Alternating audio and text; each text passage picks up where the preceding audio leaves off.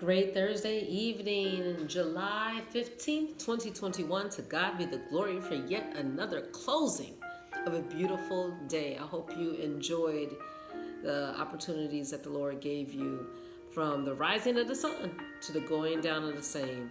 Yes, his name was worthy to be praised, and hopefully we worshiped him in work or whatever action or initiative or word came out of our mouth. Whatever we did today. We are in a brand new book. We're already in Esther. Yeah. And what usually happens in the evening and in the morning time, what I do is I write down, I pour out my heart to the Lord, like whatever might be on my mind at the time. And it's usually a sentence or two. And then I go and I read the word, and it always responds to the situation that I'm going through.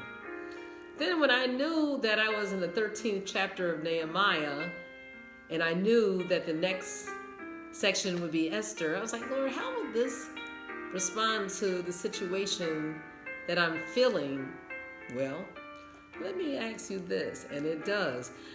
In the first chapter of Esther, we know that there was a banquet and a party where the king, some version says Xerxes, Xerxes, or Ahasuerus. Just know that he was the king, and we know that he was drinking with his folks, and in some versions it says that the initial celebration was like 180 days.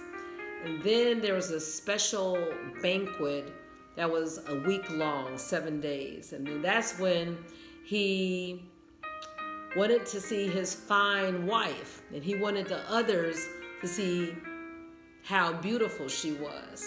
And we know the story where she was like, I'm not trying to come out there and show myself to these people.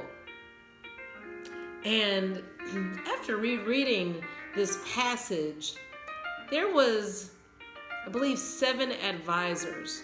There was one who was vocal, and his name was Memucan, Memucan.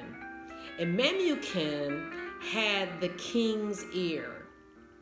So right now, this evening, I have to ask you, who has your ear? Who are you listening to? Who are you getting advice from?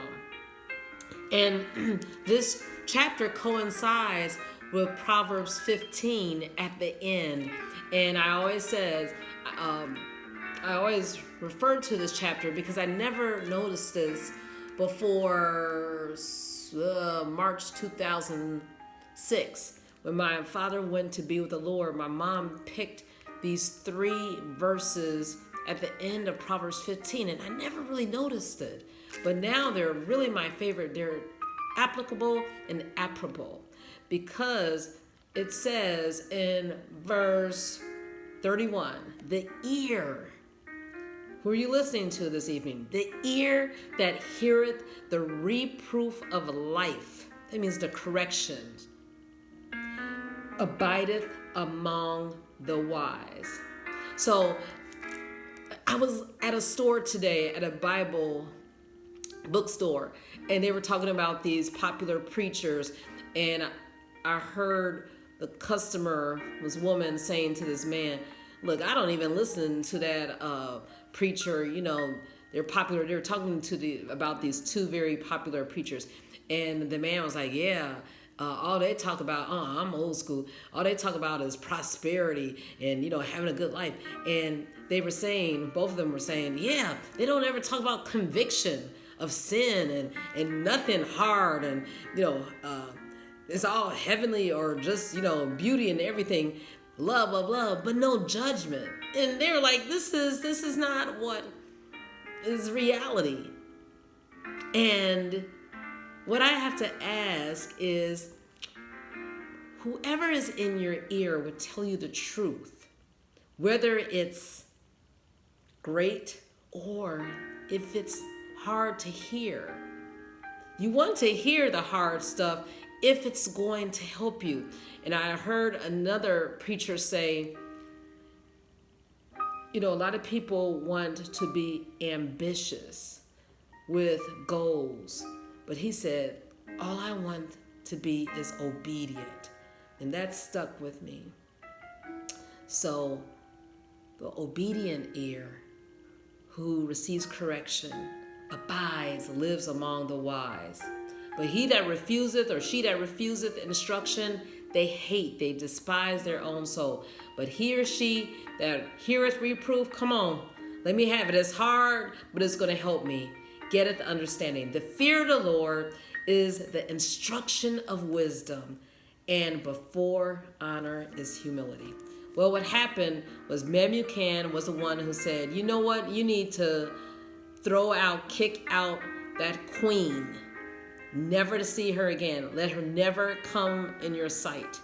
Because if you allow her to do what she wants and refuse to come in your presence and show her beauty, then all the other women are going to, cut up. Listen, we want to make sure, we notice in Esther that there's no mention of God.